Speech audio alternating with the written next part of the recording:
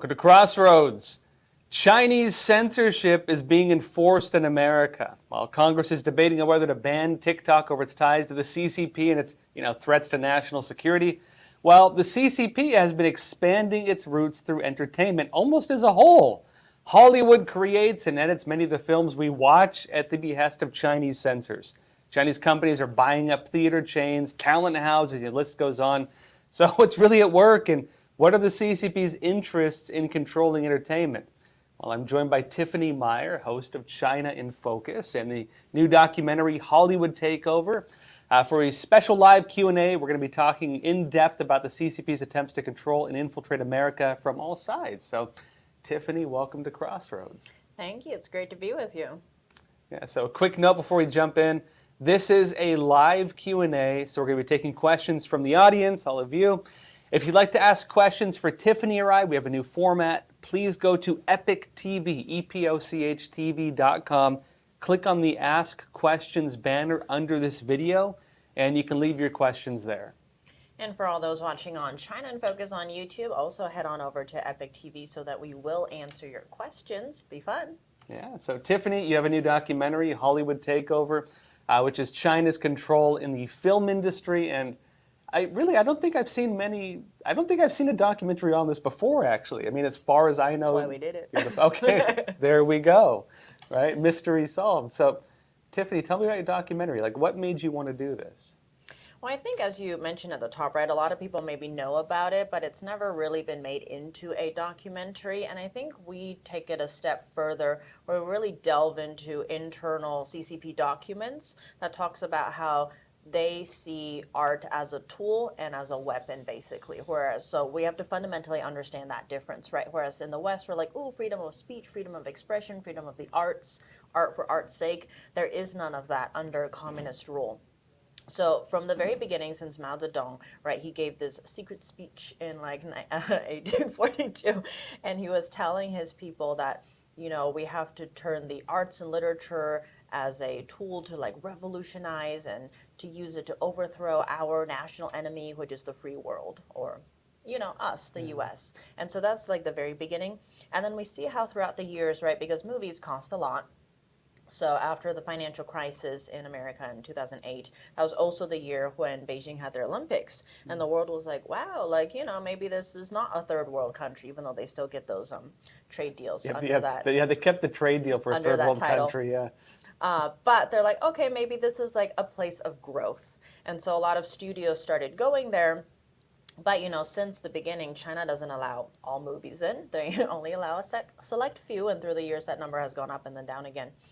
But it's hard to get past the censors. So what happens is you want a piece of that massive market. Hollywood started doing everything it could to get into that, including changing the script. So we talk about Chris Fenton, who actually was a film executive and helped change Looper and Iron Man 3 so that they could get into the China market. And then throughout the years, we see how that's just snowballing to the point where I think the most famous recent case was Top Gun Maverick, where this is probably the most American patriotic movie you could imagine.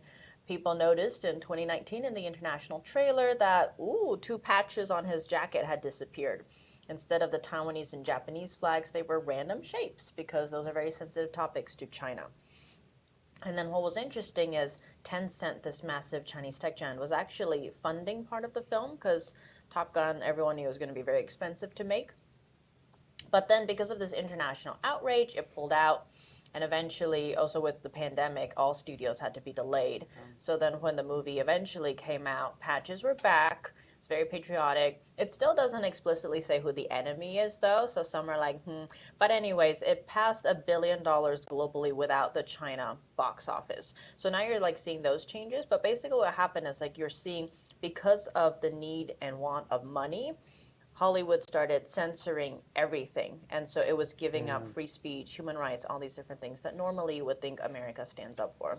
Well, and that's what kind of blows my mind is because, I love being an American. I wake up every day and I look in the mirror and I'm like, geez, I love being American. As I start my day. I love... There's a flag wave in the background. Yeah. But, I remember when I was a kid, there used to be more patriotic movies. It felt like films were more patriotic. We had war movies. We had movies that kind of made you feel like this country is something great. when I was reading the standards on films, because you don't see those types of movies hardly. I think Top Gun's the first one I've seen in a long time that had anything like that. And people maybe wonder why. Well, I was actually looking at some of the film censorship guidelines from the CCP. One of them, from what I've read, is they actually can't show the U.S. military in a positive light. And, hey, if you're wondering why you haven't seen a patriotic war movie in a long time, maybe that's why. And I understand they also ban time travel, which ties into Looper. Can you tell, why do they ban time travel? Yeah, well, this ties back to the Chinese regime's need of control. So it's hard enough controlling the present narrative, right? Now imagine you have to control the past and the future, how it's represented. So time travel is a taboo subject in China, or communist China. Very, very hard to control. But Looper is a film that's all about time travel. It's about these people who anyways, originally, if you look at the original script, this character, his utopia, his future is France. And there's this scene where Gordon Levitt is the main character, and then Jeff Daniels comes in from the future, his future self, and is like, hey, I'm from the future. You want to go to China. So that line has been changed. Oh, interesting. And then they also inserted Summer Ching, a Chinese actress. And so instead of marrying a French woman and going to France, right, he goes to China in the future and marries Summer Ching. So the script was entirely changed to try and placate the Chinese censors. And when that line, you want to go to China, I'm from the future, you want to go there? When that line was tested, all the test rooms they had it in, the audience was clapping. When they tested it with the Chinese communist censors, they were clapping. So they're like, oh yeah, we did something right. That's normally when you would know you did something wrong. But anyways, that was a great success for that movie. It went into China, did super well. And because of that, Marvel took notice. Marvel had a history of not doing well or getting anything into China, so they approached Chris Fenton and his firm and was like, hey, Looper had maybe $20-30 million as a budget. What can you do with $200 million, something called Iron Man 3? But Marvel's very secretive. And so Chris Fenton and one of his colleagues were literally locked in a room for 90 minutes to read the entire script of Iron Man 3 and try and figure out where they can start inserting these Chinese elements so that it could probably get past the Chinese censors and into that market, right? And so they added, if anyone's seen Iron Man 3, they added Dr. Wu, a Chinese scientist, because China likes to be seen as the world's innovators. It's probably all stolen technology, but they like to be seen as the innovators of the world. They innovate off the stuff they stole from us. Yeah, but we don't talk about that part. And so this doctor character is inserted in to save the life of Tony Stark. Think about what message that's sending to you. You're wow, this country is so ahead that they have the technology that can save the life of a superhero. Right? So that's what's getting it. That movie did super well in China. In the film, you can see the amount of profits that the first Iron Man's brought in, and then that one with the China market. And so because of all these different changes, you're seeing studios being oh my gosh, there's a ton of money to be made in China. Actually, for instance, Pacific Rim was a film that had about a $190 million budget. And in the US, it made about $101 million, so it's losing money, right? This is in the US box office. But then the same movie went into the China market, and in China alone, made $111 million. So just by getting into the China market, it doubled its box office profits. So many studios are it doesn't really matter if I don't do well in America. As long as I can get into that China market, I can turn a profit. But what does that mean, right? As you were mentioning, have to show the Chinese military in a good light, the American military in a bad light, to the point where when Red Dawn was remade, Red Dawn 2... The original is one of my favorites, Yeah, so when Red Dawn 2 came along, it was can't be the Soviet Union anymore, so the new communists coming and taking over America were the Chinese communists. But then, so this film was going to come out in 2011. By this point, China's growing as an economy and a superpower. And so suddenly the Los Angeles Times had a report where MGM, the studio, was wait, we can't have China as the enemy. We can't go poke that bear, right? Yeah. And so they spent $1 million to change all the flags, all the insignias, every little mention of communist China to North Korea. But to the point where even some of the characters in the film, because when the scriptwriters were told they had to change it and everything, they put those lines in there, so the characters are North Korea? Why does North Korea want to take us over? Can they take us over, So even the characters in the film are self-aware that this is so weird. But this is 2012 when this movie came out. Since then, no major studio has released a film with China as the villain. And, a lot of people might be like, oh, whatever, what does that matter? But that is changing the perception, right? Like when we think of the Cold War, we're like, oh, Soviet Union, the spies, right? It's like you have those images of those times in history. But now, because of the censorship coming out of China in general when it comes to news and everything, but now also in the soft power realm or the film realm, right? When you think of China, what do you think of? Right? It's really hard. You're not going to think of the crimes against humanity that are happening. You're not going to think of the people who are starving, the famines that happened, the manufactured famines that happened under Mao. None of that is covered. We still don't know the true death toll from that. The conservative estimates for that famine under Mao is 44 million. All Yeah. those people. And no one talks about that, right? So it's like, instead, what's happening now is you're getting this whitewashed version. And given the current tensions that we are seeing between these two superpowers, it's getting to the point where it is very dangerous because you're seeing so many different aspects. You're mentioning at the top of the show TikTok, right? There's that.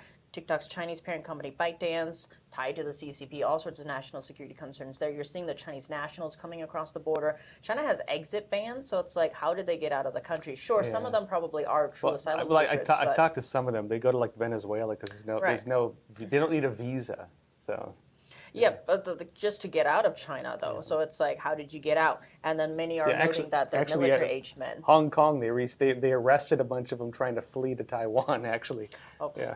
So. Freedom. It didn't work for them, unfortunately, but yeah. Yeah, but that's the thing, right? So it's like you're seeing all these different changes to the point where also now it's an election year, right? Many candidates, it was kind of interesting seeing the Republican Party when there was more than one candidate against Trump, right? You saw Nikki Haley and Ron DeSantis trying to out-hawk each other on China. They're both already really hawkish on China, but it's gotten to the point where China is a focal point of this election. But then you think about the average Joe who goes to the movies to be entertained, right? You're not there with your guard up. You're there to be entertained. And then you're getting all these different things to the point where China just wants to control all of that. Like, so for instance, Black Adam, the superhero movie, terrible movie, by the way. Yeah. It had one line that mentions the Dalai Lama kind of positively. Okay, I take that back. Make it into China. Take that back. Okay, I take that back. Maybe they're okay. Yeah. But that's the point, right? Like, China's even afraid of one line. Because if you have a hero or anti-hero, someone that mentions the Dalai Lama in a positive light, that's a no-no to them. But that's the level of control they want, not just over their own people, right? But over the whole world and how the world views them. So that's what's at stake here. I mean, that's what kind of blows my mind is, I mean, again, I'd say China is one of the only bipartisan issues we have in this country right now. It's whether, again, Nikki Haley or Ron DeSantis or Trump or even Biden, they will criticize the CCP to different degrees, to different degrees. But really, both sides of the aisle, a lot of the things against China, a lot of the bills and stuff, they tend to get pretty good bipartisan support. And you would think, actually, that Hollywood and entertainment would be like, hey, everybody sees the CCP as the big rising threat. We're all wondering if CCP is going to invade. You'd think they'd make movies on it. You'd think that entertainment would follow what people want, but they're doing the opposite. It's like propaganda central. And I think, what's interesting to me is when we started opening up trade with China, one of the thinkings in the US was, hey, it was a real simplistic view of capitalism, right? They were like, well, if we let them into the free market, they'll become less communist. Hey, a great idea. But what ended up happening was the CCP used its state controls and just extended them. And so it wasn't like Hollywood influenced China and changed it there. It's like they influenced Hollywood. It wasn't like our businesses went to China and made them more free. It's like the CCP put restrictions on our businesses.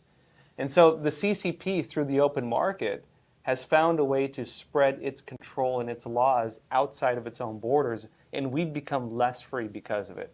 Case in point, like Enes Kanter Freedom with the NBA, when he wrote, was it Free China on his shoes, he got punished for it. Like, they can kneel, when they're singing the Pledge of Allegiance, right? Or when they're singing the national anthem, they can kneel on the ground, that's okay. You can criticize America all you want, but you can't criticize, like, slave labor in China. How is that a thing, right? You can criticize America for, like, historical slavery, but you can't criticize current day slavery in China. Like, what kind of a world are we living in? And so I think on another note too, real quick, those of you on Crossroads or YouTube or China in Focus on YouTube, Facebook, Rumble, Twitter, we're going to be continuing the rest of this discussion. We'll be talking about how the CCP uses entertainment as a tool for social control. How do they try to influence American society through culture war and leadership capture? But we're going to continue the rest of this only on Epic TV. So please join us over there. We'll have the exclusive live Q&A. Tiffany and I will be answering questions from all of you. So if you'd like to ask questions, join us over on Epic TV, epochtv.com. Leave your questions there. So for all those watching on China in Focus on YouTube, head on over to Epic TV to keep watching and drop us those questions. And of course, you can also watch the documentary Hollywood Takeover on Epic TV. So head on over. It's a good documentary. I watched the whole thing, by the way. Yeah. I'm flattered. All right, folks, that said, here's a quick word from our sponsor. We'll jump over. Experts agree. One of the best ways to protect against financial uncertainty is to diversify your portfolio. Learn how physical gold and silver can secure your retirement funds from today's economic challenges. With a gold IRA from American Hartford Gold, you can safeguard your wealth with no penalties or taxes when you transfer your current qualifying retirement accounts. Call now and our precious metals specialists will send you a free information kit, no cost or obligation. American Hartford Gold, a trusted industry leader with an A+ from the Better Business Bureau, has a 5-star rating from thousands of happy clients. Whether you are getting physical precious metals in a gold IRA or delivered to your doorstep, we offer only the highest quality gold and silver. For your peace of mind, we also offer a no-fee buyback commitment, a low price guarantee, along with free shipping and free insurance. So don't wait. Call the number on your screen today and secure your financial future.